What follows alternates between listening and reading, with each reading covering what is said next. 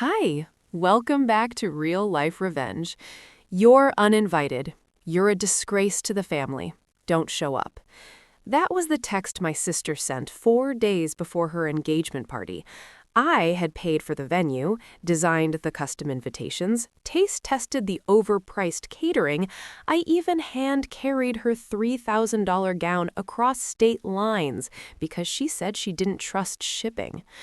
Hi, everyone. My name is Lacey. I'm the older sister, the invisible one, the helper, the fixer, the one who gets shoved aside when it's convenient. My sister Danielle has always needed a spotlight. Her entire life has been a stage, and every family member a prop. And me, I was her backstage crew, the one who made sure her show never flopped. So, when our parents co-signed her tone-deaf decision to uninvite me after I had done everything because some distant cousin said my job was embarrassing, I didn't fight. I didn't beg to be let back in. Instead, I replied with just 4 words. Handle it yourself, then. No one understood what that meant yet, but I had signed every vendor contract. Every deposit was under my name. I even owned the event planning account they used. And while they were sipping champagne and rehearsing toasts, I was already in motion. It started with one email, one cancellation, and as they laughed in their group chat about how quiet I'd gone, I was about to become unforgettable. The first call came from the florist. Hi, Lacey. Just confirming you want to cancel all floral arrangements for this weekend's event at the Grand Ivy? I smiled, sipping espresso on my balcony. Yes, full cancellation. Please send the refund confirmation to my email. Next, the caterer, the band, the custom dessert cart. One by one, every thread holding Danielle's dream engagement together unraveled, with me holding the scissors. Unacceptable. I tilted my head, amused. No one had spoken up when I was publicly cut from the guest list. No one defended me when Danielle smeared my name to extended family. But now they needed me. Danielle sent voice notes, sobbing, saying I was ruining her life, that everyone was watching. But here's the truth. I didn't ruin anything. I just removed my contributions, the ones they never appreciated. And without me, their fantasy fell apart. My plane touched down in Italy. I turned off my phone, let them deal with the wreckage. When I turned my phone back on the next morning, the first thing I saw was a blurry photo. Danielle standing in a half-decorated ballroom, mascara streaking down her face. The caption read, "Vendors failed, guests arriving soon, I'm shaking." Beneath it, dozens of comments from family, friends asking what went wrong, some even tagging me. I didn't reply. The event was supposed to begin at 6 p.m., but by 4:45, the only thing set up was a half-folded welcome sign and 2 dusty banquet chairs the hotel scrounged up at the last second. The custom cake canneled, DJ ghosted, champagne flat.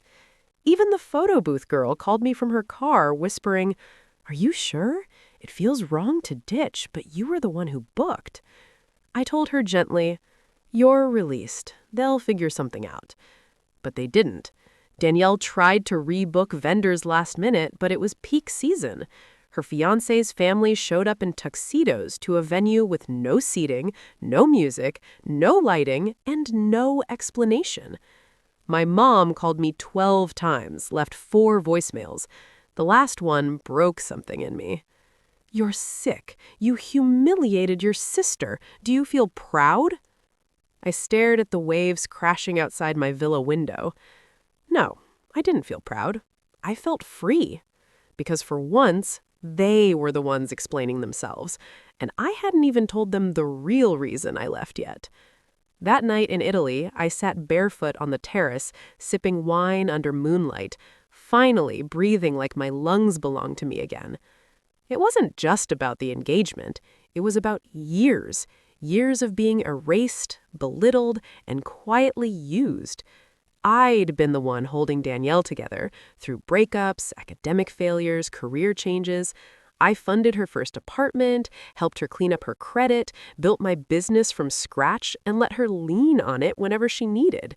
But when I finally started gaining recognition, she called me too much, said I was intimidating people at her parties. And now, when I had done everything to make her engagement unforgettable, she labeled me a disgrace. I was done. I opened my laptop and pulled up the final piece of the plan, a transfer form. My apartment lease, utilities, and business filings had all been quietly shifted over to... Past few weeks, I had closed my U.S. bank accounts, informed my clients, and booked permanent residency in Europe. This wasn't a vacation. I wasn't coming back. But before I disappeared, I sent one final message in the family group chat. Just one word: removed, along with a screenshot showing I'd exited all shared calendars, payment plans, and family accounts. Then, for the first time in my life, I blocked every single one of them. As the clock struck midnight, I smiled. Let them build their fantasy without me. Let them explain the silence.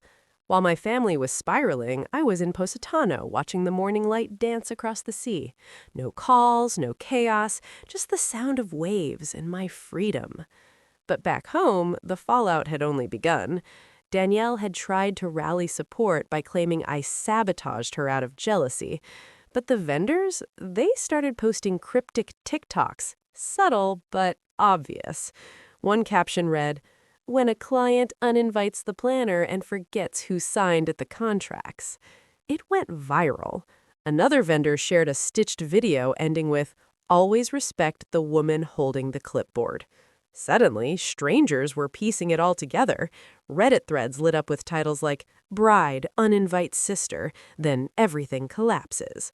I didn't post anything, didn't leak receipts, but my silence became its own statement. And Danielle? She unraveled, trying to control the narrative. Her fiancé's mother, humiliated by the debacle, called off the wedding plans indefinitely, saying the event reflected poorly on the family. His sisters unfollowed Danielle. Guests started withdrawing gifts. People wanted their money back. And the best part? My old landlord forwarded me a text from my mom, begging for my Italian address, swearing this had all been a misunderstanding. I told him to delete the message. My name was no longer part of their story. Let them rewrite the ending themselves. Back in the States, the family group chat had turned into a battlefield. Danielle's latest message read, "Lacey destroyed everything because she was bitter. She's unstable. No one cuts off their own family like that." But then my cousin Rachel dropped a bomb. She posted screenshots, photos of me delivering the dress, receipts showing I paid every deposit, a voice note from Danielle saying, "If Lacey shows up, she'll ruin the aesthetic. She just doesn't belong." Suddenly, strangers were piecing it all together. Reddit threads lit up with titles like, "Bride uninvites sister, then everything collapses." बिस्मिल्लाहिर्रहमानिर्रहीम। अस्सलामुअलैकुम वरहमतुल्लाहि वबरकातुह। मैं हूँ अरशद रहीम। तमाम तारीफ़ें अल्लाह ही के लिए हैं। हम उसी की हम्द बयान करते हैं, उसी से मदद मांगते हैं और गवाही देते हैं कि अल्लाह के सिवा कोई माबूद बरहक नहीं। नाज़रीन, नमरूद दुनिया का वो वाहिद बादशाह था जिसने पूरी दुनिया पर हुकूमत की। वो काफिर और निहायत सरकश था। वो पहला शख्स था जिसने अपने सर पर शाही ताज रखा और खुल्लम खुल्ला खुदाई का दावा किया। नमरूद के दौर में हज़रत इब्राहीम अलैहिस्सलाम को नबूवत अता हुई। हज़रत इब्राहीम अलैहिस्सलाम ने नमरूद के बुत तोड़ दिए, जिसकी वजह से नमरूद ने आग को आग में डालने का हुक्म दिया। लेकिन अल्लाह के हुक्म से वो आग हज़रत इब्राहीम अलैहिस्सलाम के लिए गुलजार बन गई। इसी वक्त चंद गिने चुने लोगों में नमरूद की बेटी भी हज़रत इब्राहीम अलैहिस्सलाम पर ईमान ले आई। जब नमरूद को इस बात की खबर हुई तो उसने अपनी बेटी के साथ क्या सलूक किया। हज़रत इब्राहीम अलैहिस्सलाम के साथ आग में कौन से वाक़यात पेश आए, आग कितने अरसे में तैयार की गई, अल्लाह ताला ने छुपकली को मारने का हुक्म क्यों दिया और मेंढक को मारने से क्यों मना फरमाया, और नमरूद का अंजाम क्या हुआ, ये सब आप इस वीडियो में आगे देखेंगे। नाज़रीन, नमरूद बड़ा सरकश बादशाह था। उसने सबसे पहले अपने सर पर शाही ताज रखा और खुदाई का दावा किया। रिवायत है कि पूरी दुनिया की बादशाही सिर्फ 4 अफराद को मिली, 2 मोमिन और 2 काफिर। हज़रत सुलेमान अलैहिस्सलाम और हज़रत जुल्करनैन मोमिन थे, जबकि नमरूद और बख्तनसर काफिर थे। नमरूद ने यह कानून नाफिज किया कि तमाम खुराक उसके कब्जे में होगी और सिर्फ उन्हीं लोगों को दी जाएगी जो उसकी खुदाई को तस्लीम करें। एक मर्तबा हज़रत इब्राहीम अलैहिस्सलाम अनाज लेने उसके दरबार में गए तो नमरूद ने कहा, पहले मुझे खुदा मानो, फिर अनाज मिलेगा। हज़रत इब्राहीम अलैहिस्सलाम ने बरमला ऐलान फरमाया कि मैं सिर्फ एक अल्लाह को मानता हूँ जो वाहिद है, बेनियाज है। ये सुनकर नमरूद गज़बनाक हो गया और आपको दरबार से निकाल दिया, हत्ता कि एक दाना भी न दिया। हज़रत इब्राहीम अलैहिस्सलाम एक टीले के पास गए, रेत एक थैले में भरी और अल्लाह से दुआ की तो वो रेत आटा बन गई। बाद अज़ां नमरूद ने हज़रत इब्राहीम अलैहिस्सलाम को दरबार में बुलाकर मुनाजरा किया। नमरूद ने पूछा, तुम्हारा रब कौन है? हज़रत इब्राहीम अलैहिस्सलाम ने फरमाया, मेरा रब वो है जो ज़िंदगी और मौत देता है। नमरूद बोला, ये तो मैं भी कर सकता हूँ। उसने एक कैदी को छोड़ दिया और एक बेगुनाह को कत्ल कर दिया।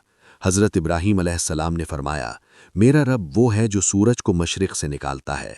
अगर तू खुदा है तो सूरज को मगरिब से निकाल दे। ये सुनकर नमरूद लाजवाब हो गया। कुरान मजीद में इस मुनाजरे का जिक्र आया है कि अल्लाह जालिमों को हिदायत नहीं देता। नमरूद ने हज़रत इब्राहीम अलैहिस्सलाम को आग में डालने का फ़ैसला किया। पूरी कौम ने लकड़ियां जमा कीं, यहाँ तक कि आग का एक बहुत बड़ा अलाव तैयार हो गया। आग इस कदर शदीद थी कि कोई उसके करीब न जा सकता था। आखिरकार शैतान के मशवरे से मंजनीक बनाई गई और हज़रत इब्राहीम अलैहिस्सलाम को उसमें बिठाकर आग में फेंका गया। इस वक्त हज़रत इब्राहीम अलैहिस्सलाम ने फरमाया, हस्बुनल्लाहु व निअमल वकील। जब हज़रत इब्राहीम अलैहिस्सलाम आग में पहुँचे तो अल्लाह ताला ने हुक्म फरमाया, ए आग, इब्राहीम पर ठंडी और सलामती वानी हो जा। आग गुलजार बन गई, चश्मे जारी हो गए, फूल खिल गए और हज़रत इब्राहीम अलैहिस्सलाम मुकम्मल सलामती के साथ उसमें बैठे रहे। नमरूद ये मंजर देखकर हैरान रह गया। उसने पत्थर फेंकने का हुक्म दिया, मगर वो पत्थर भी अल्लाह के हुक्म से बादल बनकर बरसने लगे और आग बुझ गई।